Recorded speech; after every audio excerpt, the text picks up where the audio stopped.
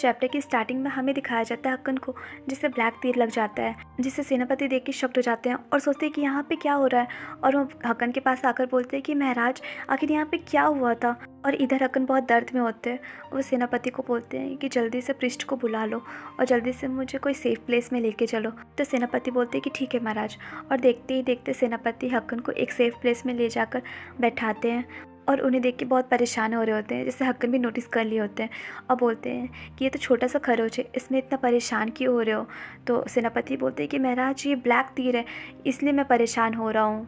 उसके बाद बोलता कि महाराज आप बताइए ये आपके साथ कैसे हुआ, काश मैं उस टाइम आपके साथ रहता तो ऐसा कुछ भी नहीं होता। उसके बाद बोलता मैं लेडी लुसीना से हेल्प के लिए पूछता हूँ, लेकिन जाने से पहले मैं सोचा कि एक बार आपसे पूछ लेता हूँ। तो हक्कन बोलते हैं कि सेनापति कुछ ऐसा है जो मैं तुम्हें बताना चाहता हूँ। तो सेनापति बोलते हैं कि हाँ महाराज बताइए।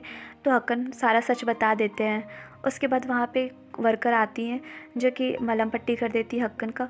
और हक्कन बोलते हैं कि अगर आपका मलहम पट्टी हो गया है तो प्लीज़ आप जाइए। तो वर्कर बोलती है कि ठीक है मामिन, और ऐसे बोल के वो वहाँ से चली जाती है। उसके बाद सेनापति हक्कन से पूछते हैं तो इसका मतलब हमारी लेडी के पास अब हीलिंग्स पावर नहीं है। तो हक्कन बोलते हैं कि हाँ अब नहीं है।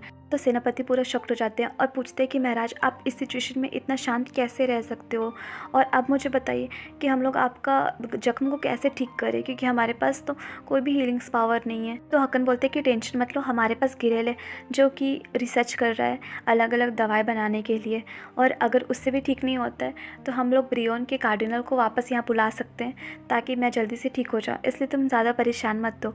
तो सेनापति बोलता है कि लेकिन महाराज, उसके बाद बोलता है कि महाराज ठीक है मैं उन दोनों से जाकर बात करता हूँ। उसके बाद बोलता कि महाराज मुझे कोई आइडिया नहीं है कि लुसीना जब अपना पावर खो दी तो कितना सफ़र की होगी, और मैं यहाँ पे था भी नहीं, अगर मैं होता तो ज़रूर प्रोटेक्ट करता।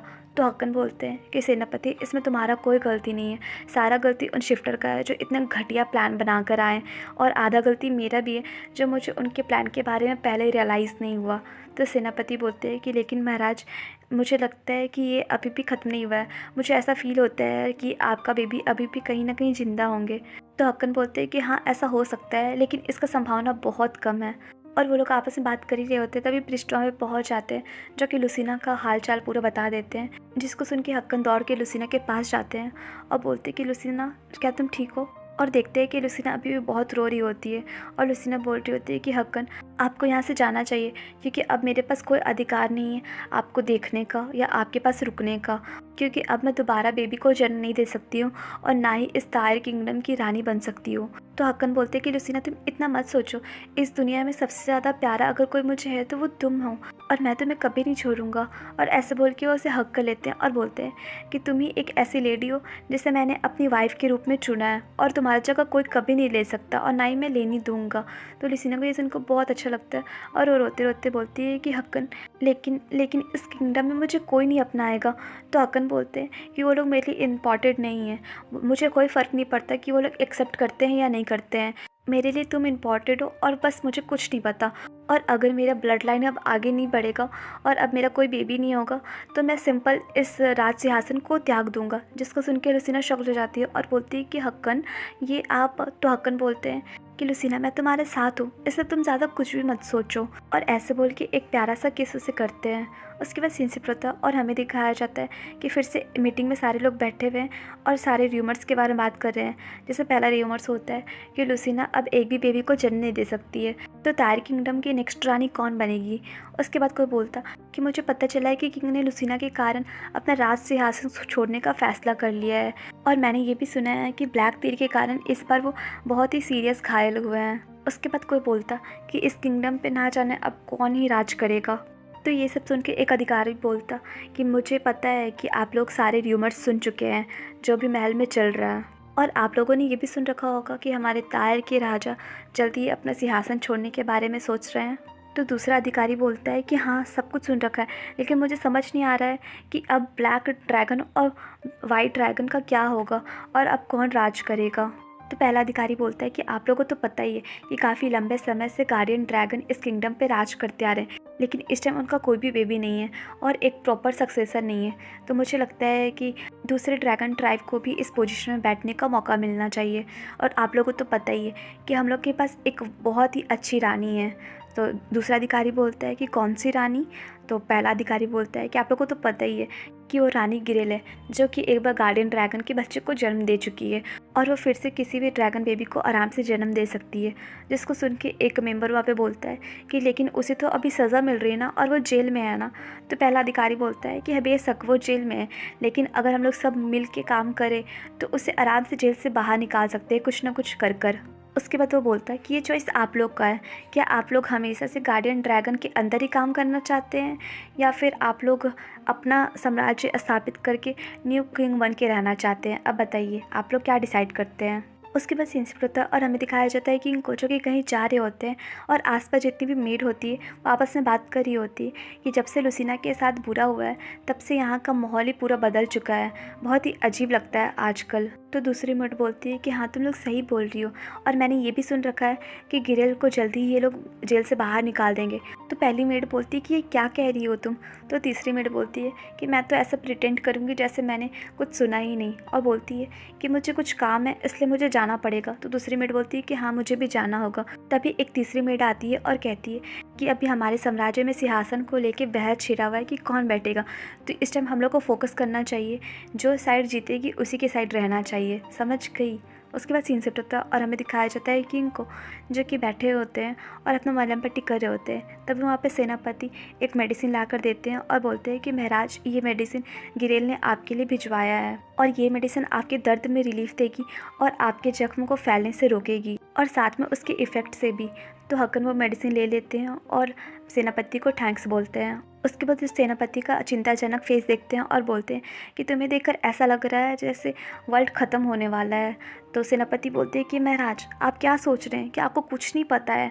मुझे बहुत बुरा फीलिंग आ रहा है कि ब्लैक ड्रैगन ट्राइब और वाइट ड्रैगन ट्राइब कुछ ना कुछ करने वाले हैं, क्योंकि आजकल वो लोग बहुत ही अजीब व्यवहार कर रहे हैं और मुझे ये नहीं पता कि वो लोग आखिर कब तक देशद्रोह कर दे। तो हक्कन बोलते हैं कि मैं सब कुछ जानता हूँ। तो सेनापति बोलते कि महाराज आप सब कुछ जानते हुए भी इतना शांत कैसे रह सकते हैं? जब से मुझे पता चला है मुझे तो बहुत ही डर लग रहा है, और महाराज मैं ये सोच के परेशान हूँ कि उन लोगों को आपकी इंजरी के बारे में पता चल गया है, तो वो लोग इस इंजरी का फ़ायदा उठाकर आपके पास आकर आपको मारने का ट्राई कर सकते हैं। तो हक्कन बोलते हैं कि देखता हूँ कि कौन ऐसा करने का हिम्मत भी करता है। तो सेनापति बोलते हैं कि महाराज ऐसे लोगों का कोई कमी नहीं है, कुछ लोग ऐसे बुरे टाइम का वेट कर रहे होते हैं, और महाराज जब आप ताकतवर थे तो वो लोग आपसे सीधा पंगा नहीं ले सकते थे, लेकिन इस टाइम आप इंजर्ड है तो उनके पास आपको हराने का मौका है।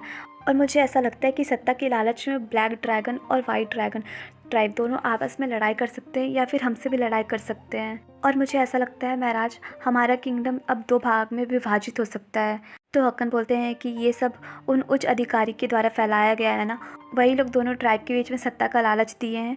तो सेनापति बोलते हैं कि हाँ महाराज आप सही समझ रहे हो, और मुझे उन अधिकारियों को देखकर ऐसा लगता है जैसे वो लोग गैरेट को सत्ता में लाना चाहते हैं। और महाराज अगर ऐसा होता है तो कोई भी ड्रैगन ट्राइब वाले आराम से गैरेट से शादी कर सकते हैं, और जब बेबी जन्म हो जाएगा तो इस किंगडम का किंग बनने के लिए आगे आ सकते हैं, और अगर ऐसा होगा महाराज तो हमारे लिए बहुत ही प्रॉब्लम हो जाएगा। तो हक्कन बोलते कि लुसीना और मेरा बेबी तो अब रहा नहीं, और ना ही लुसीना अब दोबारा बच्चे को जन्म दे सकती है। तो सेनापति बोलते हैं कि हाँ महाराज, और तायर किंगडम का ऐसा रूल है कि जो बच्चे को जन्म देगी वही यहाँ की रानी बनेगी, जिसका फ़ायदा उठाकर उन अधिकारी लोग गैरेट को सत्ता में लाना चाहते हैं। उसके बाद बोलते कि महाराज मेरे पास एक आइडिया है, कि आप सुनना चाहेंगे? तो किंग बोलते हैं कि हाँ बताओ। तो सेनापति बोलते हैं कि महाराज आपके बच्चे को ढूंढने में बहुत समय लग सकता है, तो तब तक आप क्यों ना गैरेज से शादी कर ले, क्योंकि अगर आप गैरेज से शादी नहीं करेंगे तो दूसरा ट्राइब वाला लोग उससे शादी कर लेगा और बेबी पैदा करके सिंहासन के लिए खड़ा हो जाएगा। तो हक्कन बोलते हैं कि सेनापति ये क्या कह रहे हो, क्या तुम सीरियस हो, और क्या तुम ये चाहते हो कि मैं लुसीना को धोखा दे दूँ और गैरेट से शादी कर लूँ? और तुम भूल गए क्या, ये वही गैरेट है जो हमारे किंगडम को नुकसान पहुँचाना चाहती थी। उसके बाद वो गुस्से में चिल्लाकर बोलते हैं कि मैं उसे मार दूंगा और जो भी प्रॉब्लम होगा वो मैं खुद से सॉर्ट आउट करने का कोशिश करूँगा। तो सेनापति बोलते हैं कि महाराज क्या होगा अगर गैरेट यहाँ से गायब हो जाए और कुछ समय के बाद बच्चे को लेकर लौटे तो?